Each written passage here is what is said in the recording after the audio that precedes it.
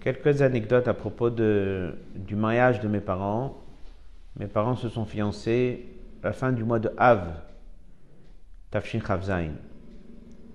Ma mère a voyagé à New York et à cette époque, elle était à New York et son père, qui était l'envoyé du rabbi, avait l'habitude de voyager dans plusieurs endroits pour parler, pour ramasser la tzedaka, et c'était son activité.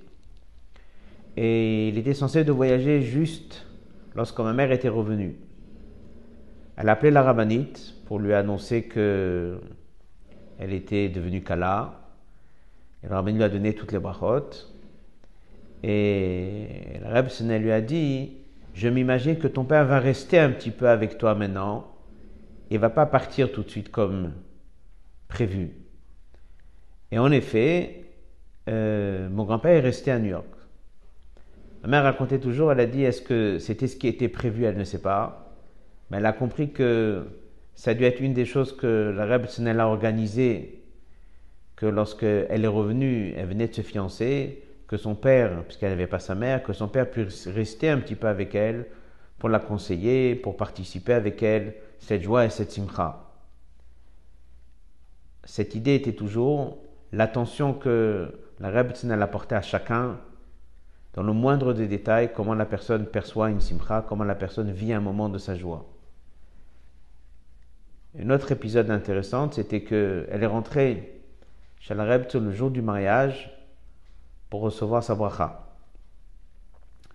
Et la Rebbe l'a reçue, et à un moment elle lui dit: je suis toute la journée à la fenêtre pour voir s'il ne pleut pas. Ça veut dire que ce n'était pas juste elle était en train de lui dire un mot gentil, mais vraiment elle s'était souciée pour que la choupa se passe comme il faut et qu'elle lui dise que toute la journée je suis à la fenêtre en train de regarder et de voir comment est-ce que la choupa va se dérouler. Après, ma mère m'a dit qu'on savait que jusqu'à la dernière minute, on ne savait pas si le rabbi allait faire le siddur kiddushin ou pas. Finalement, il ne l'a pas fait. Mais que c'était aussi peut-être une allusion qu'elle lui faisait qu'il y a des chances que le rabbi vienne sous la choupa. Un autre point intéressant, c'était que le mariage a eu lieu, comme le rabbi disait souvent, qu'il veut qu'un mariage chassidique, ça soit un mariage toujours avec un farbringen, comme c'était à l'époque. Donc le mariage de mes parents a continué avec un long farbringen toute la nuit. Ils sont rentrés un peu après le mariage, ils avaient amené avec eux des photos.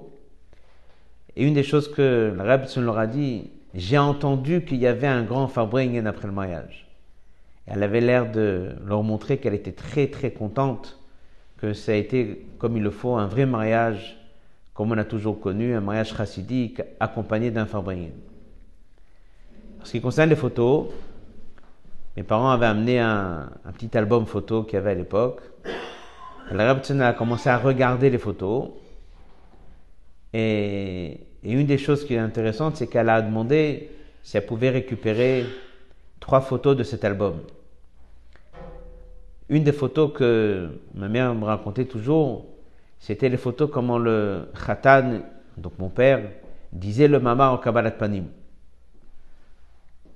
Et le point qu'elle a retenu de ça, c'était que la Rebbe, peut-être en prenant cette photo, elle était en train de leur montrer qu'un des points importants dans un mariage, c'est le Khatan et le Mama qui le répètent.